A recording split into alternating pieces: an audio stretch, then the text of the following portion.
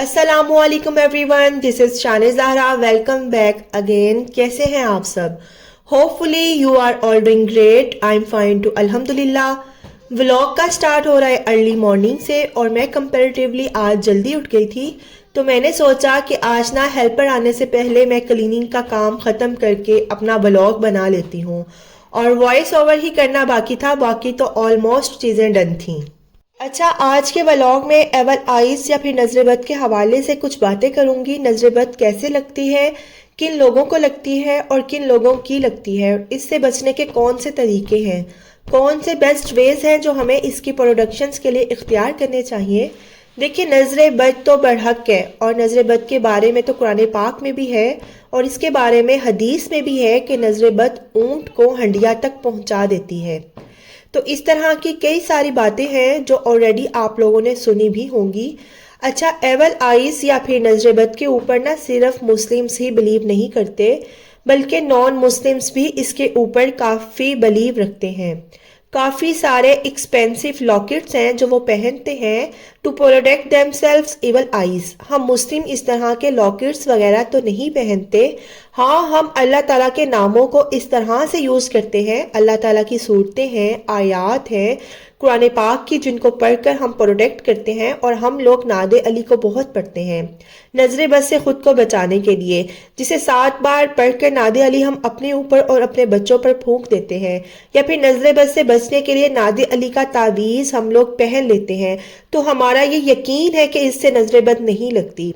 अच्छा, बिसाइड कुरानी आयात कुछ चीज़ें और भी बहुत ज़्यादा इम्पोर्टेंट रोल प्ले करती हैं नजर बद से बचाने के लिए हमें। जैसे कि अपनी जो भी नेमतें हैं, जो भी आपकी ब्लेसिंग्स हैं, जो आपको अल्लाह ताला ने अता की हुई हैं, उनको ना लोगों के सामने थोड़ा सा एक्सप्रेस करते हुए या एक्सपोज ऑफ करते हुए पहले ना थोड़ी सी केयर किया करें। क्योंकि हमारी सोसाइटी में, सराउंडिंग्स में कई सारे लोग ऐसे होते हैं जिनकी नज़र जल्दी लग जाती है। वो बेचारे अगर इंटेंशनली नज़र ना भी लगाना चाह रहे हो ना, तो बस उनकी नज़र ही ऐसी होती है कि वो लग जाती है और इसकी वजह से आपको फाइनेंशियली नुकसान पहुंच सकता है। और इन सब चीज़ों से अगर आप कुछ लोगों के लिए अच्छा कर सकते हैं ना, या करना चाहते हैं, तो आप जब भी उनकी ब्लेसिंग को देखें, उनकी नेमतों को देखें, चाहे वो छोटी हो या बड़ी हो, आप ज़रूर माशाअल्लाह कह दिया करें। इससे जो अगला बंदा होता है ना, वो नज़र बद से महफूज रहता है। और जब आप उसकी नेमतों के लिए माशाअल्लाह अल्हम्दुलिल्लाह के कलमात अपने मुंह से अदा कर रहे हैं ना, तो वो भी आपके लिए ऐसी चीज़ें इस्तेमाल करेगा और इवेंचुअली अल्टीमेट आप भी नज़र बद से महफूज रहेंगे और आपकी नेमतों की भी अल्लाह ताला हिफाजत करेगा। अच्छा जी, टॉपिक को ना यहाँ पर मैं कंटिन्यूली डिस्कस कर रही हूँ।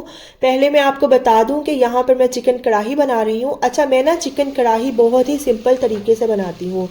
3 से 4 अदद मैंने प्याज लिए नॉर्मल साइज़ के, 2 से 3 अदर टमाटर, ग्रीन चिली वगैरह को हाफ कट करके ना मैंने एक छोटी देगची में हाफ कप पानी डालकर उसको बॉईल होने के लिए रख दिया था। 3 से 4 बॉयल आने पर उसे उतार दिया, ठंडा होने पर ब्लेंड में डालकर उसे ब्लेंड कर दिया, उसका मिक्सचर रेडी कर लिया और चिकन को भुनाई करके वो वाला मिक्सचर मैंने इसमें ऐड कर दिया और लास्ट में बस भुनाई करके 5 मिनट कवर करके रख दूंगी और फाइनल लुक आगे आपको देखने को मिलेगी। अच्छा, इस तरह ऑनियन बॉईल करके डालने से ना उनका कच्चापन बिल्कुल भी नहीं आता और कढ़ाई बहुत ही यम बनती है। एक बार इस तरह आप ट्राई करिएगा। अच्छी बनी तो मुझे कमेंट्स में भी ज़रूर बताइएगा।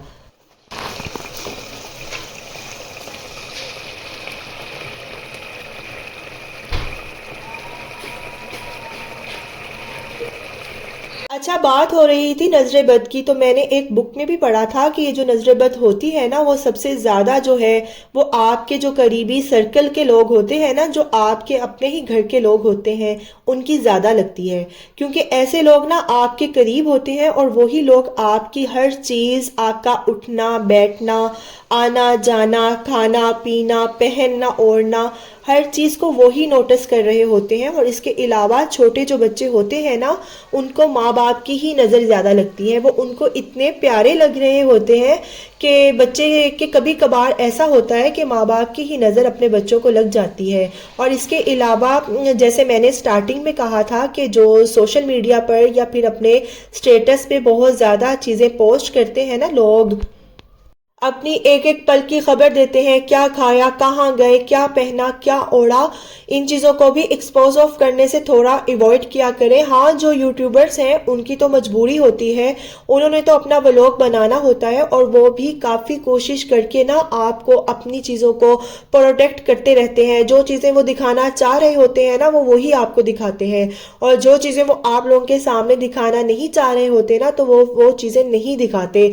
हाँ, कई सारे लोग ऐसे हैं जो अपनी चीज़ों को बहुत ज़्यादा एक्सपोज करते हैं, लाइक जो बड़े बड़े यूट्यूबर्स हैं, आपको पता है, नाम लेने की ज़रूरत नहीं है। तो जो ऐसे यूट्यूबर्स हैं ना वो कॉमन हो चुके होते हैं एक्चुअली, और उनको ना इन चीज़ों से कोई फ़र्क नहीं पड़ता कि अगर वो अपनी चीज़ें एक्सपोज ऑफ करते हैं या बहुत ज़्यादा शो ऑफ करते हैं या दिखाते हैं, क्योंकि इन चीज़ों के बगैर ना उनका चारा ही नहीं है। उनका मकसद अपनी चीज़ों को शो ऑफ करना नहीं होता, वो जस्ट अपना व्लॉग बना रहे होते हैं और उसमें वो चीज़ें जाहिर है आनी ही होती हैं। वही चीज़ें लोग लाइक भी कर रहे होते हैं और लोग व्यू भी दे रहे होते हैं। ये सब ना एक तरह से उनका काम होता है। उनका मकसद ये नहीं होता कि किसी को डिसहार्ट करें, किसी को डिस्करेज करें, लोगों को अपनी चीजें दिखा दिखा कर जेलिस करने के लिए मकसद उनका कतई नहीं होता। वो जस्ट अपनी व्लॉगिंग कर रहे होते हैं, और वो व्लॉगिंग में तो जाहिर है अपनी चीजों को एक्सपोज ऑफ करना पड़ता है और यही उनका काम है। बिसाइड व्लॉगिंग बहुत सारी चीजें ऐसी होती हैं जिसको वो सोशल मीडिया पर नहीं लाना चाह रहे होते, और उनके अपने इख्तियार में होता है कि वो जो चीजें चाह रहे होते हैं ना वो ही सोशल मीडिया पे लाते हैं, और जो वो नहीं चाहते वो नहीं लाते। कई सारी चीज़ें ऐसी हैं जो किसी भी किस्म का यूट्यूबर्स ना सोशल मीडिया पर शेयर नहीं करता, वो अपनी प्राइवेसी को इम्पोर्टेंस देते हैं। और कई होते हैं ऐसे भी, और मैं भी इसी तरह से, कई चीज़ें ऐसी होती हैं जो सोशल मीडिया पे मुझे लगता है कि मुझे नहीं शो ऑफ करनी चाहिए तो मैं वो नहीं करती, और जो चीज़ें मुझे लगता है कि हाँ इसको मैं दिखा सकती हूँ और इसके ऊपर ब्लॉग बना सकती हूँ तो वो मैं दिखा देती हूँ, क्योंकि मुझे अपनी लिमिट्स का पता है कि मुझे किन चीज़ों को सोशल मीडिया पर लाना है और किन चीज़ों को नहीं लेकर आना, क्योंकि ये मेरे अपने इख्तियार में है। मैं अपनी प्राइवेसी को सबसे ज़्यादा वैल्यू देती हूँ, और इसके बाद मैं व्लॉग को देखती हूँ कि मुझे क्या चीज़ मुझे अपलोड करनी है और क्या चीज़ मुझे अपलोड नहीं करनी। सो इस चीज़ को अपनी लाइफ में ना बहुत ज़्यादा शामिल कर लें। अपने जो रिलेशंस, आपके बहुत अच्छे रिलेशंस हैं, आपके बच्चों के साथ बहुत अच्छी बाउंड्री है, आपकी अपने हस्बैंड के साथ बहुत अच्छी केमिस्ट्री है, तो इन चीज़ों को भी ना लोगों से छुपा कर रखा करें। इसके अलावा अगर आपके बहन भाइयों में बहुत अच्छा इत्तेफाक है, बहुत एक दूसरे की केयर करते हैं, मोहब्बत करते हैं एक दूसरे से, तो ये चीज़ भी ना लोगों से थोड़ी सी छुपाया करें, क्योंकि जिन लोगों को ये रिश्ते या इनकी मोहब्बत मुयस्सर नहीं होती ना उन लोगों के दिलों में फिर आता है, और ऐसे लोगों की बेचारों की फिर नज़र ही लगती है कि हमारा रिलेशंस तो आपस में अच्छा नहीं है, और फलां को देखो, फलां आपस में कितना खुश रहते हैं। तो इसलिए ना इस चीज़ को अवॉइड करने के लिए अपने रिश्तों की मोहब्बतों को भी थोड़ा सा छुपाने की कोशिश किया करें, क्योंकि अभी मैंने आपको बताया था ना कि नज़र अपनों की भी लग जाती है। मैंने एक बड़ी ऑथेंटिक किताब में पढ़ा था, उसमें लिखा हुआ था कि नज़र अपनों की ही लगती है। ज़रूरी नहीं है कि जो आपके दुश्मन है या जो आपसे हसद करते हैं उन्हीं की आपको नज़र लगे, या आपके बच्चों को लगे, जो आपके लव्ड वंस, आपके वेल विशर्स है ना, उनकी भी नज़र आपको लग सकती है। और ऐसी सूरत में ना क्या होता है कि कसूरवार हम बेचारे अपने दुश्मनों को कहते हैं कि फलां की नज़र मुझे लग गई है। ऐसा नहीं होता, नज़र आपको अपने लोगों की ही लग जाती है, अपने ही प्यारों की नज़र लग जाती है। जो हमसे प्यार करते हैं ना उनकी भी अक्सर औकात नज़र लग जाती है।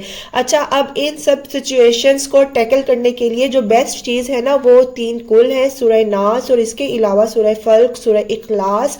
इन तीनों कुल को आप पढ़ कर ना अपने बच्चों पर और अपने ऊपर नजर बद से या जिसके भी आप नजर बद से प्रोटेक्शन करना चाह रहे हैं उसके ऊपर अव्वल और आखिर दरूद शरीफ पढ़कर ये तीनों कुल पढ़ के दम कर दे, फूंक मार दे। और इसके अलावा ये जो आयात मैंने आपको दिखाई है ना, बिल्कुल छोटी सी आयात है, इसको मैं स्क्रीन पर लगा रही हूँ, आप सेव कर ले, इसको अपने पास लिख कर रख ले और इसको आप पढ़ कर ना अपने ऊपर, अपने बच्चों के ऊपर दम कर दें। इससे पहले मैंने आपको स्टार्टिंग में नादे अली का विर्द भी बताया था, ये भी बहुत मुजर्रिब अमल है। अच्छा, ये भी मैं स्क्रीन पर लगा रही हूँ, आप चाहें तो इसे यहाँ से स्क्रीनशॉट लेकर सेव कर सकते हैं। हम तो नादे अली का तावीज़ भी बच्चों को पहना देते हैं और हमारा पूरा यकीन है कि इससे नजर बद से बच्चा सिक्योर रहता है। अच्छा, इन चीज़ों को डेली पढ़ा करें, या जब आपको लगे कि नज़र लगी हुई है तो इन चीज़ों में से कुछ भी आप पढ़ सकते हैं। और नादे अली को 7 बार पढ़ना है, 3 कुल 3 बार पढ़कर दम कर लिया करें बच्चे पर या अपने ऊपर या किसी भी नेमत के ऊपर।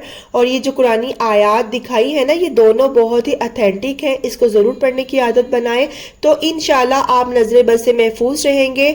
इसके अलावा कुरान पाक की एक और आयत है सूरह कौसर, बहुत छोटी सी आयत है, कुरान पाक के 30वें पारे में है, याद भी होगी काफ़ी सारे लोगों को और बच्चों को भी याद होगी। तो ये सूरह कौसर अव्वल व आखिर दरूद शरीफ पढ़ें और इसको 3 बार पढ़कर ना दम कर ले अपने ऊपर या अपने बच्चों के ऊपर।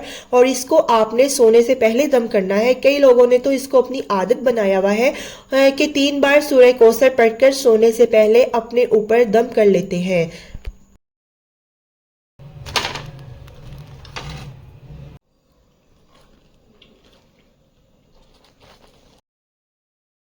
जी, तो अभी मेरे ऑफिस से आ चुके थे और अब हम सब लोग खाना खा रहे हैं। व्लॉग को यहीं पर एंड करती हूँ।